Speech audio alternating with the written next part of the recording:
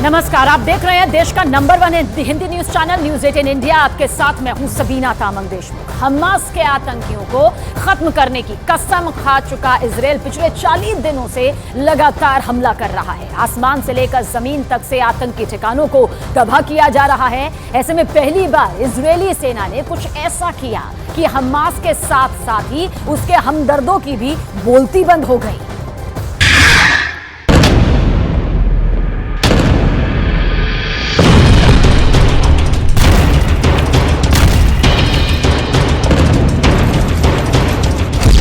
उल्टा पड़ गया हमास का दाग, बेनकाब हुआ आतंक का चेहरा।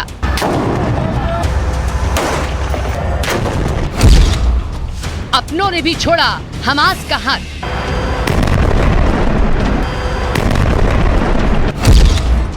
फिर फेल हुआ हमास का इमोशनल कार्ड।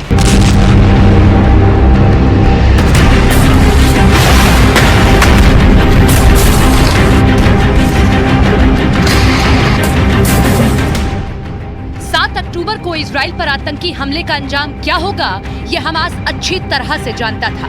जिसके घर में घुसकर उसने आतंक मचाने की हिमाकत की थी, उसकी जिद से पूरी तरह वाकिफ था। वो जानता था कि जिस दुश्मन को वो छेड़ने जा रहा है, वो कई बार उसको घुटनों पर ला चुका है। बावजूद इसके उसने इजराइल में घुसकर हमला किया। तो इसके पीछे उसका वो झूठा भ्रम था जो अब एक के बाद एक टूटता जा रहा है। हमास को उम्मीद थी कि इजराइल गाजा पर सीधा हमला नहीं करेगा। हमास को यकीन था कि इजराइल की सेना गाजा में नहीं घुसेगी। हमास समझता था कि बंधकों की कीमत पर वो बच जाएगा। हमास को लगता था कि नागरिकों के नाम पर उसकी जान बच जाएगी। हमास को पक्का भरोसा था कि उसके साथी मुल्क उसे हर हाल में महफूज रखेंगे। लेकिन अफसोस, ऐसा कुछ नहीं हुआ। एक के बाद एक हमास के हर भ्रम को इजराइल नेस्तनाबूद करता रहा और अब उसका वो आखिरी भ्रम भी इजराइल के स्ट्राइक का शिकार हो गया, जिसके दम पर दुनिया भर में उसका इमोशनल कार्ड चल रहा था। ये वीडियो उसी सर्जिकल स्ट्राइक की है जिसमें इजराइल की सेना गाजा के सबसे बड़े अस्पताल अल शिफा में एक्शन करते दिख रही है।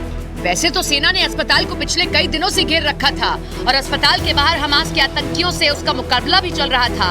लेकिन बुधवार को एक सटीक जानकारी के बाद सेना अस्पताल के भीतर घुस गई और वहां उसे जो मिला, उसने हमास और उसके साथी मुल्कों के इमोशनल दावों को तार-तार कर दिया। צה"ל ממשיכים לפעול בשעה זו באופן ממוקד במרחב בית החולים שיפה. אנחנו נכנסנו לפעולה הזאת אתמול בלילה. שיפה כמקום שידענו עליו מודיעינית שיש בו תשתית טרור, ומאז אנחנו מעמיקים את הפעולה. इजराइल की सेना के अस्पताल के भीतर घुसते ही हर तरफ हड़कंप मच गया। अस्पताल के भीतर एक्शन पर हर तरफ सवाल उठने लगे। सबने इसे न सिर्फ युद्ध नियमों का उल्लंघन बल्कि अमानवीय तक बताया। लेकिन इजराइल की सेना के पास अस्पताल में आतंकी अड्डा होने की जानकारी इतनी सटीक थी कि वो हर दावे को नजरअंदाज करते हुए अपने ऑपरेशन को आगे बढ़ाते रहा। आतंकियों की तलाश में सेना ने अस्पताल के हर वार्ड से लेकर इमरजेंसी वार्ड तक की छानबीन की, लेकिन उन्हें वैसा कुछ बड़ा नहीं मिला जिसके होने की उनके पास जानकारी थी। तभी सेना की टुकड़ी अस्पताल के बेसमेंट में पहुंची और वहां जो दिखा उसने सबके होश उड़ा दिए। חומרי מודיעין, טכנולוגיות צבאיות וציוד צבאי. בנוסף, הותרה מפקדה מבצעית, ובה אמצעי קשר וטכנולוגיות מבצעיות השייכות לחמאס. הטכנולוגיות והחומרים הועברו למיצוי ובדיקה של גורמי המודיעין. הכוחות ממשיכים לסרוק את בית החולים באופן ממוקד ועל פי מודיעין, ואנחנו נמשיך לעשות זאת על מנת לאסוף עוד פרטים, לגלות עוד אמצעים ולחשוף את פעילות הטרור בבית החולים. तस्वीरों में देखिए अस्पताल से मिला हथियारों का ये जखीरा। बंदूक, बम, गोला बारूद सब कुछ यहाँ रखा हुआ मिला। हमास ने अस्पताल में ही अपना हेडक्वार्टर खोल रखा था। यही नहीं, तलाशी के दौरान सेना को हमास आतंकियों की वर्दी भी मिली है, जिसने उनके मंसूबों को और साफ कर दिया। האחרונים ניהלנו מגעים רבים עם גורמים בבית החולים לפינוי חולים וחוסים, בהם חמאס ניסה להשתמש כמגן אנושי. אני יכול לתאר כבר פה שמצאנו מדים של פעילי חמאס שהושלחו ברצפת בית החולים על מנת שיאפשרו לאותם פעילים להימלט כנראה במתווה אזרחי. अस्पताल में आतंकियों का अड्डा होने की बात तो इजराइल पहले से ही करता रहा है और इस पर एक्शन की तैयारी भी उसने शुरू कर दी थी। यही वजह है कि न सिर्फ अल शिफा अस्पताल बल्कि गाजा के दूसरे सबसे बड़े अस्पताल अल कुद्स पर भी उसकी नजर कई दिनों से थी और इन अस्पतालों के बाहर इजराइल की सेना भी तैनात है।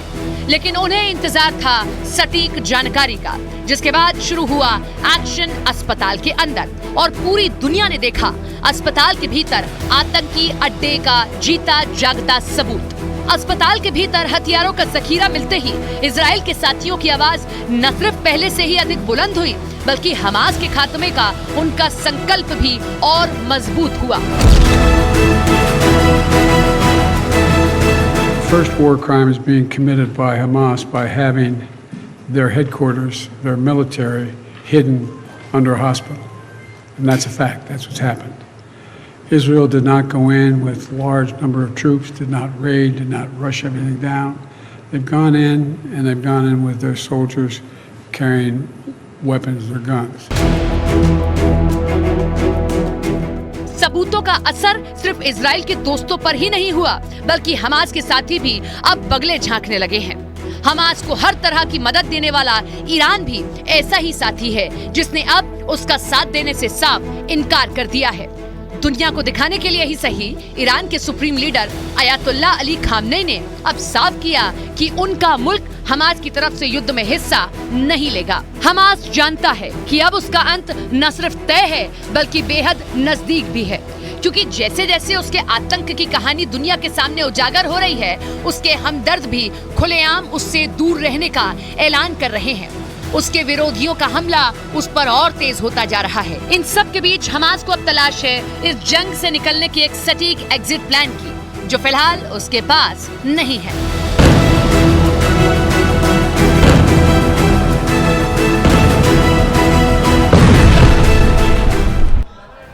महायुद्ध का अंत दूर दूर तक नजर नहीं आ रहा है। नेतन्याहू ने कसम खा ली है कि जब तक हमास का कब्रिस्तान नहीं तैयार कर देते, हमास के वजूद को नहीं मिटा देते, हमास के एक एक लड़ाके को अपनी आंखों के सामने मरता नहीं देख लेते, उस दिन तक महासंग्राम ये जारी रहेगा। बारूद भी बरसेगा, मिसाइलें भी शोर मचाएंगी और अग्नि वर्षा होगी। तो हमास नेता हर बार अपनी बात को दोहरा रहा है कि युद्ध विराम और उनके हक को पाकर ही पूरा होगा। इस तबाही में लेकिन गाजा के नागरिक तल तल कर मर रहे हैं। गाजा के अस्पताल और स्कूल मासूमों की कब्रगाह बन चुके हैं।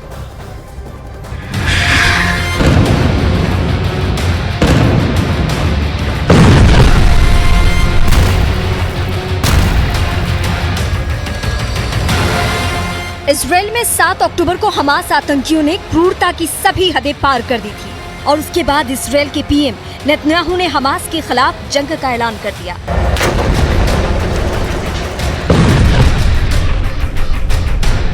पहले एयर स्ट्राइक और फिर ग्राउंड ऑपरेशन ने गाजा पट्टी की सूरत बदल कर रख दी है।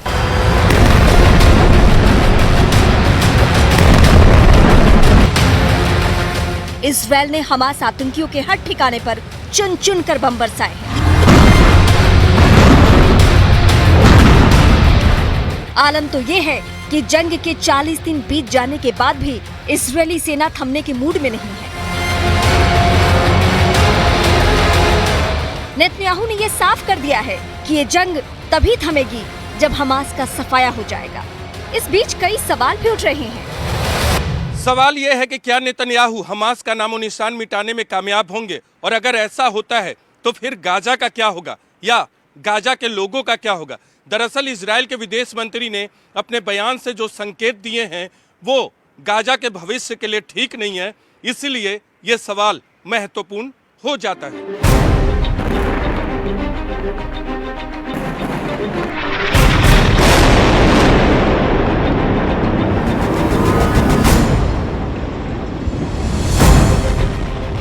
विदेश मंत्री एली कोहेन ने एक इंटरव्यू में बताया कि युद्ध के बाद इजराइल का गाजा में अपने 2 क्रॉसिंग को फिर से खोलने का कोई इरादा नहीं है। यानी इसराइल और गाजा के बीच आगे कोई संपर्क नहीं होगा, न ही सामान का लेन देन और न ही मजदूर और आम लोगों का आपस में कोई कनेक्शन होगा। विदेश मंत्री एली कोहेन अपने बयान में केरेम शालूम और एरेस क्रॉसिंग का जिक्र कर रहे थे। केरेम शालूम इसराइल और गाजा के बीच प्रमुख व्यावसायिक मार्ग है और एरेस क्रॉसिंग पैदल यात्रियों के लिए है। 7 अक्टूबर को हमास ने दक्षिणी इसराइल में घुसपैठ की, 1200 से ज्यादा लोगों की निर्मम हत्या, 239 से ज्यादा लोगों को बंधक बनाया। इसराइल ने केरेम शालूम एरेस क्रॉसिंग को बंद किया। विदेश मंत्री एली कोहेन ने बताया कि रफाह बॉर्डर के जरिए गाजा के लोगों को मानवीय सहायता मिलती रहेगी, लेकिन बाकी 2 क्रॉसिंग बंद ही रहेंगे। हालांकि उन्होंने इस बात पर जोर जरूर दिया कि जब तक बंधकों की रिहाई नहीं होती, केरेम शालूम और एरेस क्रॉसिंग को दोबारा नहीं खोला जाएगा। विदेश मंत्री ने ये भी दलील दी कि गाजा को सड़क के रास्ते सामान की सप्लाई महंगी पड़ती है और उन्हें इस पर निर्भर रहने के बजाय समुद्री रास्तों के विकल्प पर जोर देना चाहिए। कोहेन का ये बयान पहला संकेत था कि इजरायल ने बंधकों की रिहाई होने के बाद भी उन रास्तों को फिर से खोलने की योजना फिलहाल नहीं बनाई है। इजरायल और गाजा के बीच अब कोई संपर्क नहीं रहेगा। जिला समन्वय एवं संपर्क कार्यालय एक संग्रहालय बन सकता है।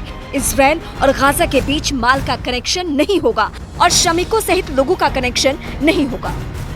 एली कोहेन के इस बयान के बाद विरोध के सुर और भी तेज हो उठे हैं। इजरायली वामपंथी NGO Gisha legal centre for freedom of movement की public advocacy director Miriam Marmor ने कहा है कि उनका संगठन दोनों इजरायली क्रॉसिंग को अस्थायी और स्थायी रूप से बंद करने का विरोध करता है। उन्होंने ये आशंका जाहिर की कि इस कदम से फिलिस्तीनी राज्य की संभावना कमजोर होगी। केरेम शालूम और एरेस ये दोनों क्रॉसिंग इसलिए भी महत्वपूर्ण है क्योंकि गाजा और वेस्ट बैंक की अर्थव्यवस्था इजरायल के साथ जुड़ी हुई है। गाजा के लोगों के सामान का लेन देन ज्यादातर इजराइल और वेस्ट बैंक के फिलिस्तीनी क्षेत्रों के साथ ही होता है। इन तीनों इलाकों में एक ही करेंसी भी चलती है और इजराइल गाजा और वेस्ट बैंक के बीच सबसे तेज और बढ़िया रास्ता माना जाता है। लेकिन इजराइल के विदेश मंत्री के बयान अगर सच हुए तो आने वाले वक्त में गाजा के साथ साथ वेस्ट बैंक के लोगों की भी मुश्किलें बढ़ सकती हैं।